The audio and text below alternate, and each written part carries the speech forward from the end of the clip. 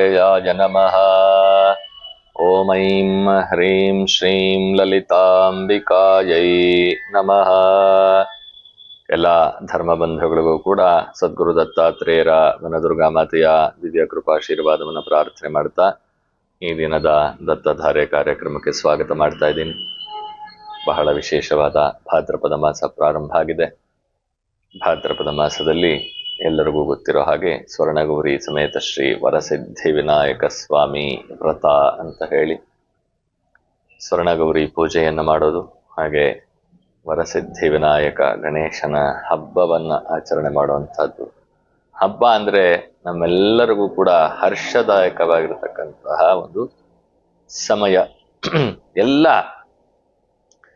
ಭಾರತೀಯರು ಕೂಡ ಆಚರಣೆ ಮಾಡುವಂತಹ ಒಂದು ವಿಶೇಷವಾದ ಹಬ್ಬ ಈ ವಿನಾಯಕ ಚತುರ್ಥಿ.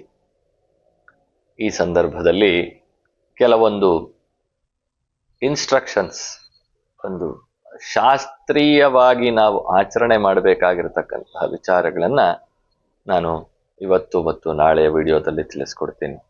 ಸಾಧ್ಯವಾದಷ್ಟು ಇದನ್ನ ಅನುಸರಣೆ ಮಾಡೋದಕ್ಕೆ ಪ್ರಯತ್ನ ಮಾಡಿ. ಮೊದಲನೇದಾಗಿ, ಹೆಣ್ಣು ಮಕ್ಕಳಿಗೆ ಅರಿಶಿನ ಕುಂಕುಮವನ್ನ ಕೊಡಬೇಕು ಅಂತ ಹೇಳ್ತಾರೆ.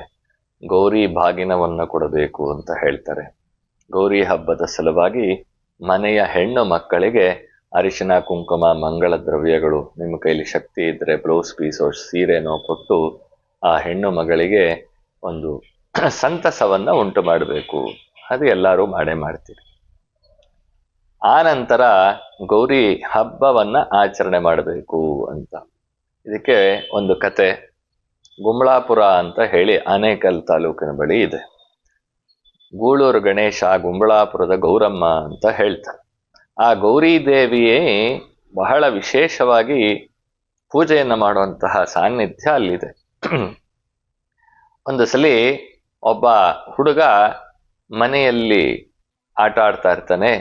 ಎಲ್ಲರಿಗೂ ಕೂಡ ಗೌರಿ ಗಣೇಶ ಹಬ್ಬ ಅಂತ ಹೇಳಿ ಆ ಮಗುಗೆ ಗೊತ್ತಾಗುತ್ತೆ. ಅವಾಗ ಗುರುಕುಲಕ್ಕೆ ಹೋಗ್ತಾ ಇರ್ತಾರೆ. ಇವಾಗಿನ ತರ ಕಾನ್ವೆಂಟ್ ಅಲ್ಲ, ಗುರುಕುಲಕ್ಕೆ ಮಗು ಹೋಗ್ತಾ ಇರ್ತಾರೆ. ಗುರುಕುಲದಲ್ಲಿ ಹೇಳ್ತಾರೆ, ಸ್ವಾಮಿ ನಾಳೆ ಗೌರಿ ಹಬ್ಬ ಇದೆ, ನನಗೆ ರಜಾ ಬೇಕು ಅಂತ.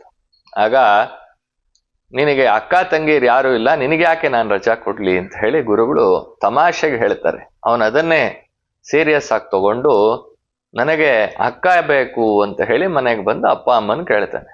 ಇಲ್ದೇ ಇರೋ ಅಕ್ಕನ ಎಲ್ಲಿಂದ ಅಪ್ಪ ತರ್ಲಿ, ನೀನೊಬ್ಬನೇ ನನಗೆ ಮಗ, ನೀನ್ ಯಾಕಪ್ಪ ಈ ರೀತಿ ಹಠ ಮಾಡ್ತೀಯಾ ಅಂತಂದ್ರೆ, ತಾಯಿ ಮಾತನ್ನ ಕೇಳಿದಿರಾ, ನನಗೆ ಅಕ್ಕ ಸಿಗೋವರೆಗೂ ನಾನು ಮನೆಗೆ ಬರಲ್ಲ ಅಂತ ಹೇಳಿ ಕಾಡು ಮೇಡಲ್ಲಿ ಅಲ್ಕೊಂಡು ಹೊರಟೋಗ್ತಾನೆ. ಸುಮಾರು ದೂರ ಹೋಗ್ತಾನೆ, ಅಕ್ಕ ಅಕ್ಕ ಅಂತ ಕೂಗ್ತಾನೆ, ಎಲ್ಲೂ ಸಿಗಲ್ಲ. ಕಡೆಗೆ ಇನ್ನೇನು ನಾನು 3 ಸಲ ನಿನ್ನನ್ನ ಕರಿತೀನಿ, ಅಷ್ಟ್ರೊಳಗಡೆ ನೀನು ಬಂದಿಲ್ಲ ಅಂತಂದ್ರೆ ಈ ಬೆಟ್ಟದಿಂದ ಬಿದ್ದು ಪ್ರಾಣ ಕಳ್ಕೊಂಡ್ಬಿಡ್ತೀನಿ ಅಂತ ಹೇಳ್ತಾನೆ. ಅಕ್ಕ ಅಂತ ಒಂದ್ಸಲಿ ಕರೀತಾನೆ, ಅಕ್ಕ ಅಂತ 2 ಸಲ ಕರೀತಾನೆ. 3ನೇ ಸಲ ಅಕ್ಕ ಅಂತ ಕರೆಯೋ ಸಂದರ್ಭದಲ್ಲಿ ಆಕಾಶ ಮಾರ್ಗವಾಗಿ ಪಾರ್ವತಿ ಪರಮೇಶ್ವರರು ಸಂಚಾರ ಮಾಡ್ತಾ ಇರ್ತಾರೆ. ಆ ಮಗುವಿನ ಕೂಗಾಟವನ್ನ ನೋಡಿ ಅಕ್ಕನ ರೂಪದಲ್ಲಿ ಗೌರಿ ದೇವಿ ಬಂದ್ಬಿಡ್ತಾಳಂತೆ ಭೂಮಿಗೆ. ಆಗ ಆ ಮಗುವನ್ನ ಸಾಂತ್ವನಗೊಳಿಸಿ, ಬಾ ನಾನು ನಿನ್ ಮನೆಗೆ ಬರ್ತೀನಿ ಅಂತ ಹೇಳಿ ಬರ್ತಾಳಂತೆ.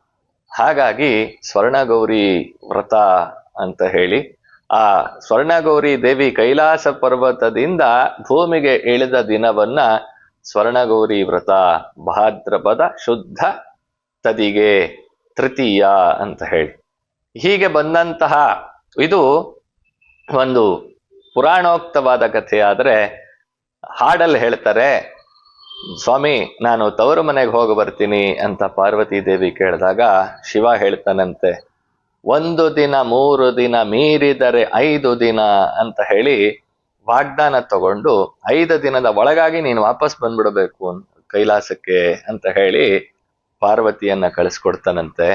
ಪಾರ್ವತಿ ಹೋದ ತಕ್ಷಣವೇ ಹೋಗು ನೀನು ಅಂತ ಹೇಳಿ ಗಣೇಶನನ್ನ ಅಮ್ಮನ ಜೊತೆ ಹೋಗು, ಅಮ್ಮನ ಮಾನಸ ಪುತ್ರ ಗಣೇಶ, ಗಣೇಶ ಇಲ್ಲದೆ ಅಮ್ಮ ಇಲ್ಲ, ಅಮ್ಮ ಇಲ್ಲದೆ ಗಣೇಶ ಇಲ್ಲ. ಅದ್ರ ಬಗ್ಗೆ ಮುಂದೆ ಹೇಳ್ತೀನಿ, ದುರ್ಗಾ ಗಣಪತಿ ಅಂದ್ರೆ ಏನು ಅರ್ಥ ಅಂತ. ಆ ರೀತಿಯಾಗಿ ಆಚರಣೆ ಮಾಡುವಂತಹ ವ್ರತ ಈ ಭಾದ್ರಪದ ಶುದ್ಧ ತೃತೀಯ ಮತ್ತು ಚತುರ್ಥಿ.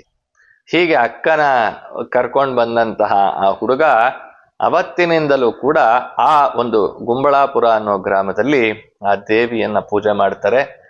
ಎಷ್ಟೋ ಶತಮಾನಗಳಿಂದಲೂ ಕೂಡ ಮಣ್ಣಿನಲ್ಲಿ ಗೌರಿಯನ್ನ ಮಾಡಿ ಆ ಅರ್ಚಕರು ಅಲ್ಲಿರತಕ್ಕಂತಹ ಕೆರೆ ಕಟ್ಟೆಗಳಲ್ಲಿ ವಿಸರ್ಜನೆ ಮಾಡಿರ್ತಾರೆ. ಹೋದ ವರ್ಷ ವಿಸರ್ಜನೆ ಮಾಡಿರೋ ಜಾಗಕ್ಕೆ ಹೋಗಿ ನಿಂತ್ರೆ ಅಲ್ಲಿ ಪೀಠ, ತಾಳಿ ಮತ್ತು ದೇವಿಯ ಮೂಗುತಿ ಇವತ್ತಿಗೂ ಸಿಗ್ತಾ ಇದೆ. ಇದೇ ಆಶ್ಚರ್ಯಕರ. ಯಾವ ರೀತಿ ಹಿಂದಿನ ಕಾಲದಲ್ಲಿ ಕೆರೆ ಕಟ್ಟೆಗಳು, ನದಿ ತಟಾಕಗಳಿರ್ತಾ ಇತ್ತೋ ಅದೇ ರೀತಿಯಲ್ಲಿರ್ತಕ್ಕಂತಹ ಗ್ರಾಮ ಗುಂಬಳಾಪುರ. ನಮಗ್ ಸಾಧ್ಯ ಆದ್ರೆ ಒಂದ್ಸಲಿ ಹೋಗಿ ಅಲ್ಲಿ ದರ್ಶನ ಮಾಡ್ಕೊಂಡು ಬನ್ನಿ.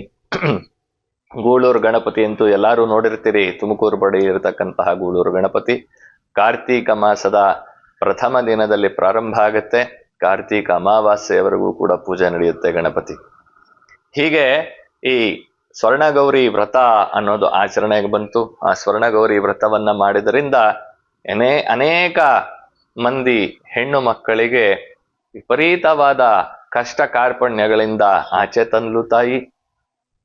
ಸಾವಿನ ದವಡೆಯಲ್ಲಿದ್ದಂತಹ ಗಂಡನನ್ನ ಬದುಕಿಸಿ ಉದ್ಧಾರ ಮಾಡಿ ಸೌಮಂಗಲ್ಯತನವನ್ನ ಕೊಟ್ಲು ಸ್ವರ್ಣಗೌರಿ ದೇವಿ ಅಂತ ಹೇಳಿ ವ್ರತದ ಕಥೆ ಕೂಡ ಇದೆ. ಈ ಗೌರಿ ಹಬ್ಬದ ಆಚರಣೆಯನ್ನ ಸಾಕಷ್ಟು ಜನ ಮನೆಯಲ್ಲಿ ಮಾಡ್ತೀರಿ. ಇನ್ನು ಕೆಲವರು ಬೇರೆಯವರ ಮನೆಗೆ ಹೋಗಿ ಪೂಜೆ ಮಾಡುವಂತಹ ಸಂಪ್ರದಾಯ ಇರುತ್ತೆ. ಇನ್ನು ಕೆಲವರು ಗಣಪತಿಯ ಹಬ್ಬದ ದಿನವೇ ಗೌರಿಯನ್ನ ಪೂಜೆ ಮಾಡುವಂತಹ ಸಂಪ್ರದಾಯ ಇರುತ್ತೆ. ನಿಮ್ಮ ನಿಮ್ಮ ಸಂಪ್ರದಾಯದಂತೆ ನೀವು ಆಚರಣೆ ಮಾಡಿ.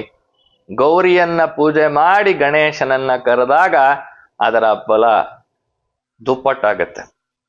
ತಾಯಿಯನ್ನ ಕರೆದ ಮೇಲೆ ಮಗ ತಾನಾಗ ಬರ್ತಾನೆ.